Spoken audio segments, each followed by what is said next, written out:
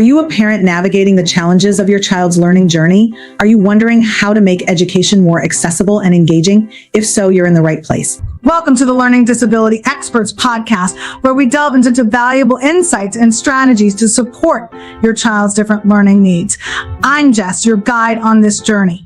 Hello, everybody. Greetings. Today we have our guest, Jimmy Huston, who is the publishing author of Cosworth books, and I got the honor to meet Jimmy and look at his fun books at a recent homeschool conference that we were both in attendance of. Welcome, Jimmy.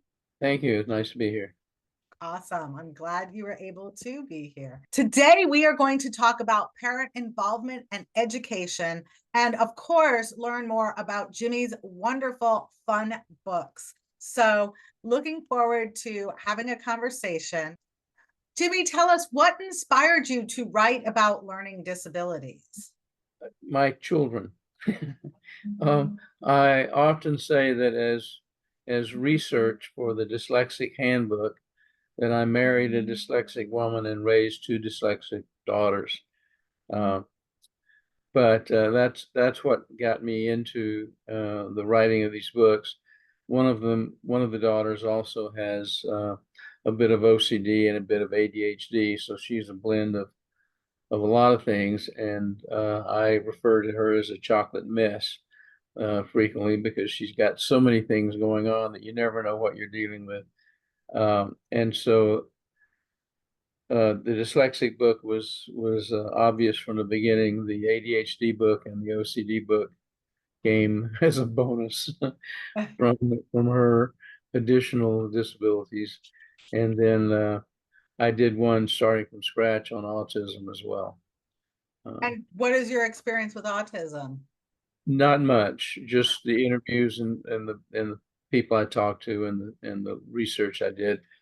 It actually it's quite interesting, and so that's one where I'm far less qualified, but I did it anyway. Well, I mean, research is a great way to, qualify yourself, although definitely living with people who have these neurodiversities is, I believe, the absolute best way to learn about it. Yeah, I think we're all on the spectrum in some way. And so that was one of the things that I learned, is that it's pretty widespread. Yeah, it's so true. I mean, there's no one who is perfect and free of any, things. And I mean, I feel dyslexia has made me a better person. So, that right there makes us more perfect, or makes perfect less of a reality. Yeah, and also anybody in the creative world probably has been blessed with some neurodiversity, which is why they're thinking outside of the box and doing odd things that can cease to be odd as they become normalized. But a lot of the revelations and inventions and breakthroughs throughout history have been from people who have all kinds of neurodiverse things going on. Is your child struggling with school, feeling overwhelmed? Introducing 3D Learning Experts, your child's personal tutor. Our expert educators provide personalized, one-on-one support tailored specifically to teach to your child's learning style. We specialize in helping students with dyslexia, dysgraphia, dyscalculia, and similar learning challenges. Our tutors are trained to provide effective strategies for reading, spelling, writing, and math. With our innovative virtual platform, your child can learn from the comfort of their own home. No more commuting or scheduling conflicts. Give your child the boost they need to succeed. Experience the difference with 3D Learning Experts.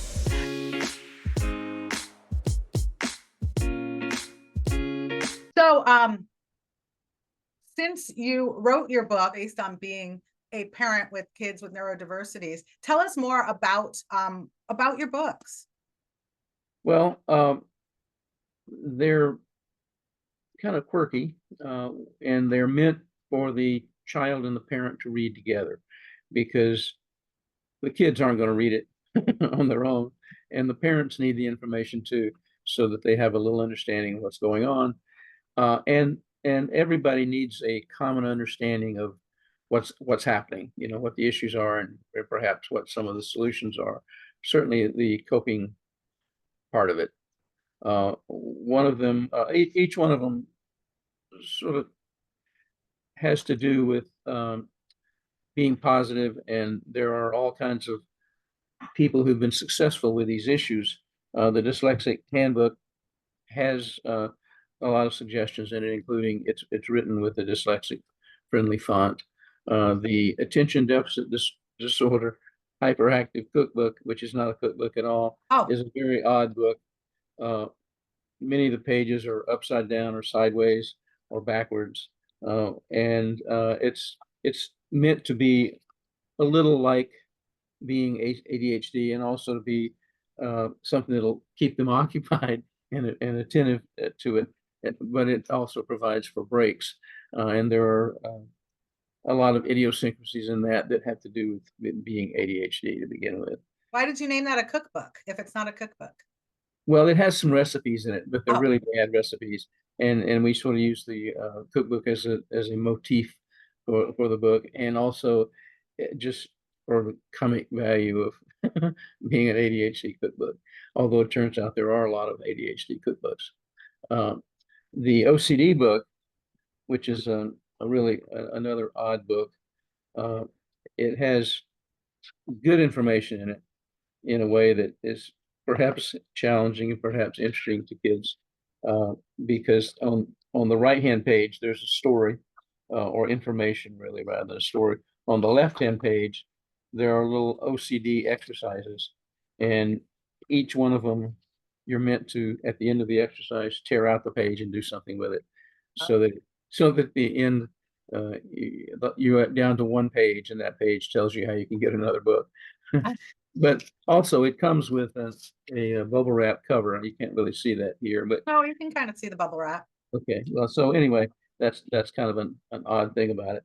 And then for people who are just dealing with reading dislikes or disabilities, I have the I Hate to Read book, which is also available in other languages. We have it in Arabic, we have it in Spanish. Oh, wow. Various other things. Then there's one, the I Hate Math 2 book. And so it's just kind of odd. And then we have some other sort of strange books. Just here's one, Cussing for Kids, and we have some odd choices like that. But they're all meant to attract readers who don't like to read, for whom it is difficult, and it takes an unusual sort of grabber to attract them and keep them through it. So that's really what's sort of behind these. Because I started with I have a daughter who hates to read. Obviously, she's seriously dyslexic. I often say she's written 3 books, but she's never read 3 books because it's too hard. She feels bad about it. She wishes she read, but it's just too hard. And she's got a master's. She did very well in college and in grad school, but it's not easy because she's seriously dyslexic. She has in addition to dyslexia, she has something called convergence insufficiency, which means that her eyes do not meet on the page.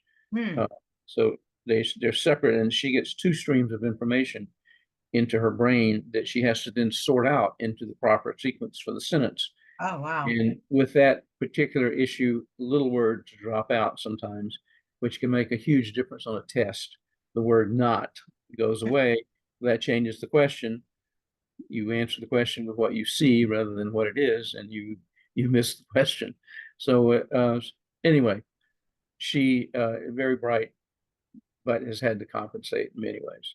So I'm super curious, how the heck did she, first of all, have the resilience to stay in school that long? And secondly, how was she able to pass her tests? Did she have them read to her? Well, I figure that her dyslexia and the other issue is good for probably a letter grade on every test she ever took. And she is bright, and she managed through school until she got to college. She had other health issues that overwhelmed the dyslexia, so that was a minor issue. And when she got to college, her job was working in the disabilities office, and she saw all the kids who were coming in to get help for the dyslexia, and that there was no shame in it. And that's when she said, I would like some help too. And she became an A student just like that. Oh, wow, At nice. that point, she had uh, more time, which is huge. She had larger print, she had some audiobooks, and some sort of device or program that would read out loud to her and light up the words on the screen at the same time so that she had reinforcement. She said that was the most helpful thing of all for her. And so, and she was just committed, committed. She's very uh, directed, self-directed, and she was going to get there. So she just did. And she knew she was smart. I knew she was smart. In fact, when she graduated, and she graduated with honors, Wow. I said, I always knew that you were smart. And she said, so did I, but I didn't have any way to prove it. And that's the way it feels to someone who's dyslexic.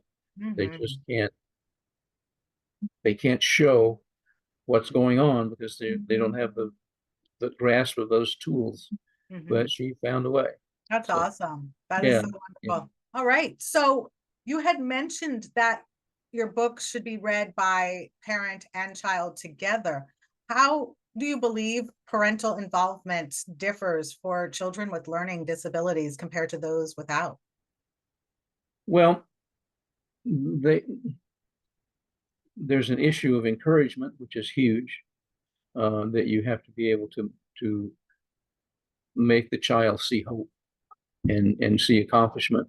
But also there's just the notion that you need to sort of know where your child is and what their level of difficulty is.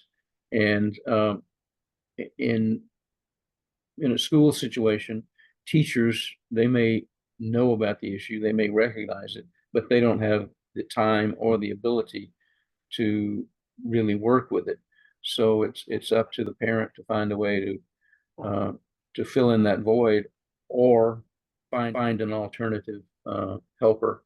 There are a lot of people who have tutors or take various courses for dyslexia, and that particular work is so technical usually, where they're talking about how you have to pronounce this or see this and understand how these various letters work together, that a parent's not going to have the background to really do that.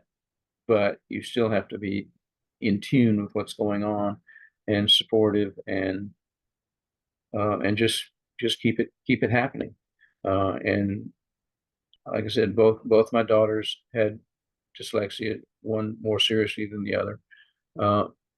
But they both were smart, and most kids with dyslexia are smart. They have some sort of compensation thing going on in their brains that allow them to find workarounds and compensation strategies and find ways to manage their lives, because it doesn't go away. It continues, and it affects your life choices, your employment opportunities, your success at various jobs. And so you have to, from the beginning, understand that you're going to get there. And that doesn't happen when you're just by yourself reading. You need to be working with somebody so that you can feel progress. Absolutely. Well, I do some work with the International Dyslexia Association, some local chapters, and I've interacted with a number of tutors and seen what's going on, and it's pretty interesting. But the success makes all the difference in the world, when you have success, and sometimes it's the smallest things can make a difference. I have one story where the I Hate to Read book, which I have, which is a really silly book, and it has very little in it. But kids who struggle to read like the book about not reading. And I had a call from a lady in Utopia, Texas, a town of, I think, 277 people. And she had a grandson whose dyslexia is bad enough that in the 7th grade he reads at a 4th grade level. Like And most of our students. yeah, and he had found that book. It had been given to him by an aunt actually, and loved it, and wanted to read it to an assembly of schools in the area where that was going to be going on, and they were looking for permission. Of course, I gave it, and he read it at the school to all these people. This is a kid who doesn't like to read, Wow. had a favorite book. She said he had memorized it, and then started reading more books, and that's sort of where we're trying to go. And I've got several other stories like that where I have feedback from both teachers, some tutors, and certainly parents that just the right kind of engagement propels them into the next book, and that's huge. Well, as for my tutoring company, we find that when their confidence starts to go up, that just really starts to open the door. And that sounds like that's the case for that young man you're talking Yeah. about, because he didn't get any intervention. He just understood himself better, perhaps through reading your book, and it gave him confidence, because a lot of times dyslexic people think they're the only ones in the world who are struggling the Right, way they're struggling, because no one wants to talk about it. right, right. And Yeah. so when I go to various book events and school events, teacher conferences and things, I get a lot of stories from people who were sometimes in their 60s and 70s saying they just were diagnosed with dyslexia all their life. They thought they were stupid, and so did everybody else. And if you can change that at an early age, you affect the whole lifetime of that person. And these people are usually successful in something that they, using compensation strategies, found the path, but it was hard. And they find their confidence in other ways, and then they find success. But if you can get that confidence at an early age and not meander through your life thinking that you're dumb, it's huge. It's huge. Yeah, that's well, my book is called I Am Not Dumb, I'm Dyslexic. Right. Um, because that is the common situation that most people think. But exactly like you said, that's the key to early intervention, is to dispel that thought that you are less than. Right. Right. What advice would you offer to foster a good dialogue with parents, to build the confidence? Just encouragement. Just encouragement. And when there are difficulties, and there are, the child needs to understand that they're going to always be there, but they will be able to deal with them.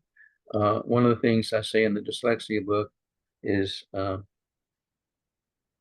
life may be a test, but it's not a math test. It's not a reading test. It's not, those kind of tests go away. If you're going to have issues with reading and writing, you're going to find ways to get around them. You'll use a tape recorder. You'll use you'll dictate, or you'll have a secretary or a helper or an editor or someone who will be able to get you through whatever those difficulties are, because there are excellent writers, world famous writers who were dyslexic, right? But they write, but dyslexia is also affects the brain in other ways. But whatever those issues are, there are people who have succeeded despite them, and you just have to know that, understand it, and see it played out in other people who've been successful. And I also believe that if you speak about your dyslexia, if 1 in 5 people have dyslexia, then you're surrounded with people who will tell you their story and try to help you. And that is huge when you realize that in your class of 30, there are 6 people dealing with it. And if you've got a bunch of teachers, some of them are going to be dealing with it. You're going to have people at your job who are dealing with it, maybe even your boss. And that there's a path. It is harder. It is harder, but it is doable, because with dyslexia occupying part of your mind and confusing it, there's another part of your mind that's free to roam and do other things and come up with new ideas and find a way to solve this problem or that problem. And maybe you're better with speaking. Maybe you're going to be, instead of a writer, maybe you're going to be a salesperson or a teacher or any number of other things in politics where those issues can be overcome in different ways. There's just a ton of things that you can do, even if you have issues with reading and writing. And like I say, my daughter has real issues with reading and writing, but she's written 3 books. And so you can find a way. And when she finished the first one, she was still in high school. She said, I guess now I have to read it because she hadn't even read back over it as she was writing it. I get that. Yeah. It took me 6 years to proofread my book that I wrote in 6 weeks. I mean, 6 hours. I wrote the book in 6 hours, and it took me 6 years to proofread it. Sure. And I have to proofread both of my daughters' work all the way through grad school, because if you don't read, you don't get a sense of punctuation or spelling. Your thinking may be good, but the technical stuff you need help with, but it doesn't matter. See, for me, I didn't need help with the technical stuff, with punctuation, because I could hear where the punctuation needed to go. Okay. But I could never learn the parts of speech properly. I mean, like I can communicate them, I can write them, but in school, when we needed to learn, like, you know, what a noun was and what a verb was, an adverb, that's where I struggled with writing. So, you know, it's interesting how it varies for people. Yeah, and you have to find your match between your problem and the right teacher who can explain it to you in a way that you get it. Yeah. And the parent is the one who understands the real potential of the kid, whereas a teacher has an idea, but the parent really knows, and the parent can really stick with that and make sure that that kid is not ignored and written off as being stupid. And I know people, a lot of people who say that, and so that's the thing you got to catch early, is you've got to catch that self-image and not let it become something that affects everything. Both of my daughters had problems with math, and they both worked really hard and became good at math. Good at math meaning able to do it through high school and college. But their self-image is still that they're bad at math. And that happens with people, particularly reading and writing. If they're written off early, it's hard to come back from that. Well, and you know, I don't know if they do it as much now, but they would say in the past that teachers would just say girls aren't good at math. And so then girls also have that where they just go into life expecting, well, my teacher says girls aren't good at math, so I'm going to be good at math. Exactly. And that's part of what this is. And that's what I'm saying, that self-image gets imprinted. And it's hard to change. Even though they're good at math, they still don't feel that.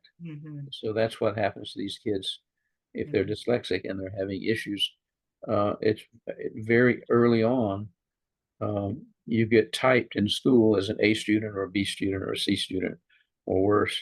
And that information goes along with you from teacher to teacher. And it's hard once you get typed to move up. It just really is. And so it's important that you get a good chance, a good, clean self-image of, I can do this. Absolutely. So what advice would you give someone who wanted to become a writer and maybe has a learning disability? Is your child struggling with school, feeling overwhelmed?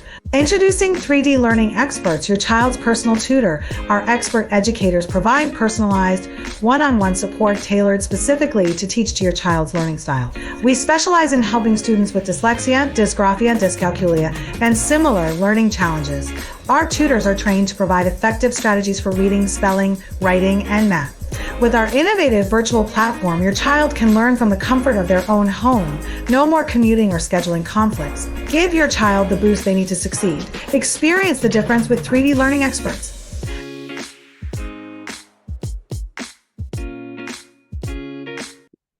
Writing is not typing or scribbling. Writing is thinking. And the writing part of it is you're writing things down for two reasons. One, so that you can remember what these thoughts are, and two, so that you can show them to other people. Well, that doesn't have to be typing. That can be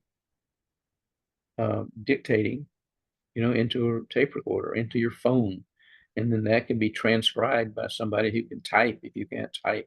And that can be proofread and edited by someone else if you have difficulty with that. Those are things that people do.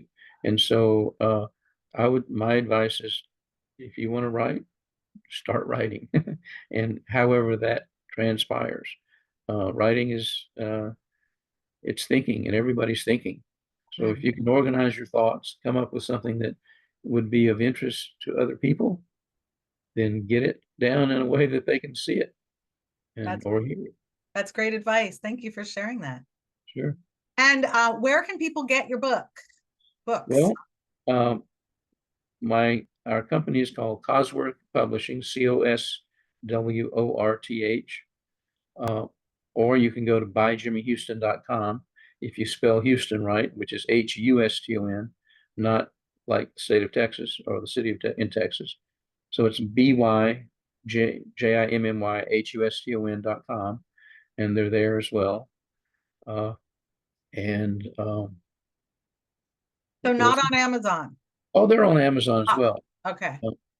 But Amazon, if you look for my books on Amazon and you type in my name and the title, I'll be on page 24. They put all these other books in front of you, so it makes it even harder to find. And then they keep the majority of the money. So yes, that's true. I get like 86-cent residual. Yeah, exactly. Yeah, and also with Amazon, you don't know who's getting your books. And it's just nice to know that it's going to teachers or whatever, and so it's better for us if they go to the websites. Okay. Sounds great. Well, thank you, Jimmy. Really enjoyed speaking with you today, and I'm sure our listeners are going to get some great insight, especially about how to start writing. That's really exciting. And I'm just so grateful for you providing these books for our young readers and parents to be able to enjoy and learn more about learning disabilities together. Well, it's been fun. So hopefully they will like the books, and we'll keep it going. Any new books in your future? Yeah, we've got one we're working on now, waiting for illustrations. It's called "It's Not Easy Being Mr. Ladybug." Okay. Yeah, that's going to be fun. And we're translating a lot of them into Spanish right now. Nice. And a couple into Arabic, but Spanish we're doing quite a few in. So we're hopeful that reaches people that need them or want them as well. So are you translating it for people in this country, or are they leaving the country? Both. Okay. Both. So there are a lot of people here that speak Spanish, obviously, and in some places there are a lot of people who speak Arabic. But we have some contacts in other places that we're hoping will spread the word. See if we can cross the boundaries culturally. Well, good luck to you with that. I hope that it's successful for both you and the families who can really benefit from reading them. Well, I hope so too. So thank you very much.